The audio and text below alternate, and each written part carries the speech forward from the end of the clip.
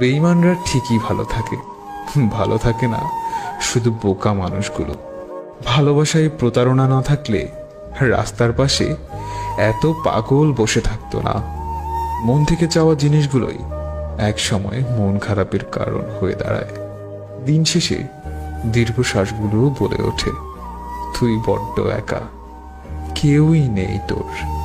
সারাদিন মন খারাপ করে বসে থাকলেও খোঁজ নেওয়ার মতো কেউ নেই। হ্যাঁ, এটাই আমি। মন খারাপগুলো হাসির আড়ালেই লুকিয়ে ফেলি। ডিপ্রেশন একটা মানুষের দ্বিতীয় মৃত্যু, যা মানুষকে জীবন্ত লাশ বানিয়ে দেয়।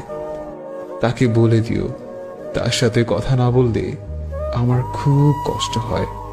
জীবনের রাস্তায় কারো হাত ধরে অনেকটা পথ যাওয়ার পর সেখান থেকে ফিরে আসাটা খুবই কঠিন।